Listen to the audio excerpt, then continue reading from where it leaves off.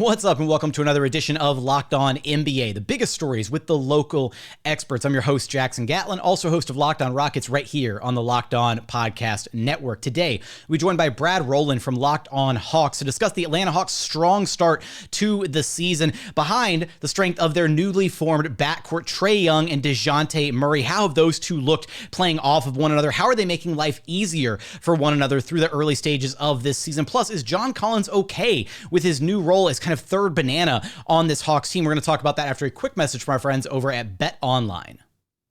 BetOnline.net is your number one source for all of your football betting and basketball odds this season. Find out the latest player developments, team matchups, news, podcasts, and in-depth analysis on every single game that you can get your hands on. As always, BetOnline remains your continued source for all of your sports wagering information with live betting and up-to-the-minute scores for every single sport out there right now.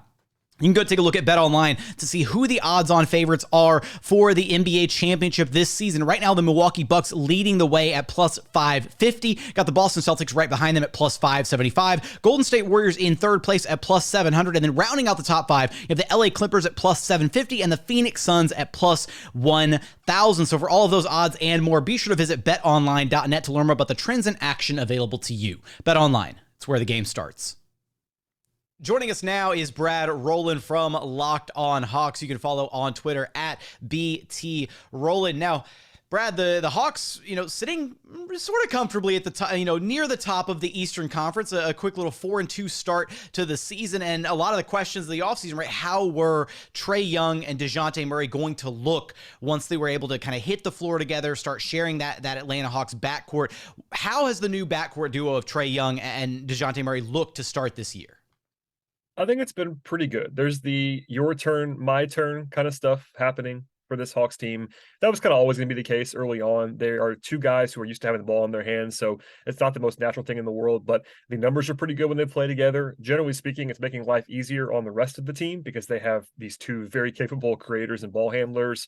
The spacing is definitely challenged at times, but that's not necessarily the fault of either one of those guys. It's kind of the supporting pieces. But I think in general, soft schedule aside, the Hawks have looked pretty good with those guys playing together, and it also helps the second unit because Murray can come in and kind of raise the tide when Trae is off the floor. And I think they're in the positive solidly about plus 7 or so per 100 possessions with those guys playing together. So it's all going pretty well so far, even in a pretty small sample size.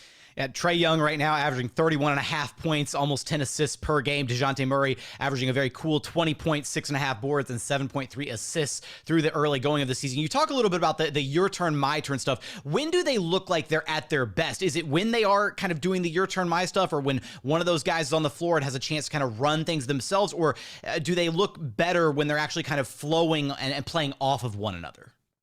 Yeah, I think the flow so far has been a little bit of a challenge when they're trying to play off of each other, just because I don't think either one of them is used to it yet. There have been some nice flashes. Dejounte as a cutter in particular, Trae more of that off ball, like kind of coming off some flare screens. That's what they're looking for eventually. I think for now, it really is more of that, kind of just getting through it, having both guys get enough possessions together, and then they do look comfortable playing apart. It's not because of anything nefarious. It's just that they're both used to having the ball in their hands so often that if they're not playing together, the numbers are pretty good. But the Stars have been really good this year together, so it's kind of a mixture. I think generally speaking, you're going to see them play at their absolute best when Trae is on the ball and Dejounte is kind of making it work as a secondary creator, because Trae is still the superior option as an offensive engine. He's so good. Dejounte is really good as well, but Trae's just on sort of another class for me as a primary initiator. So that's their best option, and I think they just have to sort of fill in and figure that out on a game-to-game basis. But the early returns are pretty strong. Is that kind of the approach that you're kind of gathering from Nate McMillan so far, is that he's just kind of bringing those guys along slowly, still giving them those, a little bit of room to breathe separate from one another so that they can kind of focus on what they are good at when they do have the ball in their hands? Yeah, they've been pretty clear the whole time. Nate and the whole coaching staff really publicly, even the front office, has been like, this is going to take a little bit of time to kind of figure it all out. The baseline is still pretty high because they do have those skill sets that complement each other reasonably well. And Trae in particular is a good floor spacer when he wants to be, but they know it's going to take a little while. They've been pretty consistent with that messaging. Like, it wasn't like they were going to hit the ground running. They kind of have to figure that all out. But I think in general, if I had to guess or kind of say what I think so far it's been better than I thought it might be. I thought it might be even more disjointed early in the season. So I think pretty encouraging returns. But yeah, they're definitely prepared for this to take a little bit while. And obviously they've invested in this more so in the long term than the short term. It helps them now, of course, but I think they're definitely hoping that Murray's here long term. Trae is their guy already. So it's one of those things where they're taking it game by game. And I'm looking forward to seeing them play some difficult competition because that's been the case so far. They've only had really one tough game on the schedule. So I certainly wanted to learn more about how they're going to look against better opponents. I definitely think one of the ceilings that I'm envisioning for this Hawks team, right, is you allow Trae to maybe play even off ball a little bit, playing off of DeJounte Murray a bit more than what we've been able to see through the early part of the season. Maybe that's something that kind of develops over time. How has John Collins kind of accepted his new role, maybe, this new tertiary role behind Trae and DeJounte, or is it even fair to say that he's the third option at this point? It's a really interesting mix with John. They've kind of, they've featured him less the last couple of years, even when they brought Capella in and became more, he's become more of a low volume player in a lot of different ways, which he's done. I'm not sure he loves it, but he's a team guy. The numbers, like sort of the box score numbers, have gone down for him. He actually was really involved in the first 3 or 4 games and was really picking up some huge numbers. I think defensively he's played very well so far, but the last 2 games his usage has gone way down, like 4 or 5 shots a game, way down. Now that won't always be the case, but yeah, I think he is their third option if I had to guess, but there's a big drop. It's Trae, it's DeJounte, and then a pretty big drop to whoever you want to say between Collins or DeAndre Hunter or some of the other guys, Bogdanovic when he comes back. But right now, Collins is more like kind of just a fit in kind of guy. He can definitely do that. He's so good at different things, like a spot shooter. He's a great pick and roll guy, good offensive rebounder, etc. But he's definitely not getting the all you can eat touches that you might want him to be getting if you are his agent or himself.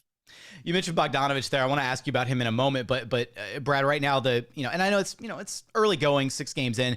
Hawks are top 10 offense. They're sitting at number 8 right now, just ranked 17th though defensively through the early going. What do you think that they need to kind of focus on and improve on that side of the floor? Any kind of drawbacks on that end to this point? Yeah, the Hawks personnel-wise are still not great defensively. Now, 17th is a huge step forward from where they were last year already, which is kind of sad. They were in the bottom 5 for most of last season. And they're always going to have challenges with Trae Young, who's a absolute superstar, but defensively, it's well documented he's not the greatest defender in the world. So they have to kind of work around that. But it really comes down to like point of attack defense. I think Murray is going to help that, or already has helped that, but they're really allowing a lot of penetration this season. They have to be a little bit better at keeping guys away from the paint because they do have guys at the back end, like Capella and Okongwu, are really good at protecting the rim. But if they have to contest every shot, that could be a challenge because then you're losing defensive rebounding positioning, all that stuff. So they've kind of been leaky on the glass so far. And I think really, if you watch the tape, it's because they're having to kind of overplay the centers and having to kind of just fly around. So that's an area to circle as well. They've never been a huge turnover team defensively, but they actually been pretty good at that so far with Murray kind of creating more havoc. But for me, it's stopping penetration and then also making sure they rebound, because if they don't rebound, closing possessions is huge. I mean, it's not something you can just kind of overcome with their personnel. They're going to have to be, average or better rebounding to kind of fix this. But I think the steps forward have already kind of happened. And this entire construction of this team is still offense first. Like, they're not going to suddenly be an awesome defense, but just kind of being league average would be a huge step forward for them. They're almost there at this stage, but again, taking it back to the competition, I'm looking forward to see how they defend, because they definitely struggled a little bit in their last matchup against Milwaukee. Yeah, you talk about DeJounte Murray there. I'm getting, PTSD flashbacks to him just picking the pockets of every single Rockets player in the season opener. Last thing for you here, Brad. What is the latest on Bogdanovic? When might we actually see him back on the floor for this Hawks team? Yeah, I wish I had a timeline. It would be really nice to have a timeline, quite honestly. And the Hawks have been pretty tight-lipped on Bogdanovic. He did make the road trip that they're currently on. He's not practicing in full, but he's at least doing a little bit more. He played some one-on-one the other day, which is a step forward for him. That still means, generally speaking, if you've covered the league for a while, like, it takes a little while to go from one-on-one to 5-on-5 and playing a game. So I don't think it's going to be anytime soon. Travis Schlenk, the president of basketball operations, talks about him maybe practicing when they get back from this trip for the first time. So hopefully in the next couple of weeks, they've been very vague, I think, on purpose with Bogdanovic. And look, he's not their best player, but he is their best bench player. Like, he projects to be their 6th man, and he's really their best shooter outside of Trae Young. That's the big thing for him. When he comes back, the Hawks have had some real spacing challenges on the second unit. I think he fixes a lot of that, but anytime you have a guy who's had some knee issues for a couple of years now, they're being careful with him for good reason, and he's a vet. He'll be fine when he gets back, but they definitely need him to be their best self. How will the Atlanta Hawks backcourt duo of Trae Young and DeJounte Murray continue to grow and mesh with one another? When will we see Bogdanovic back on the court for this Hawks team? Of course, you got us covered for all of that and more over at Locked On Hawks. Brad, I appreciate you stopping by Locked On NBA with me. Always a pleasure.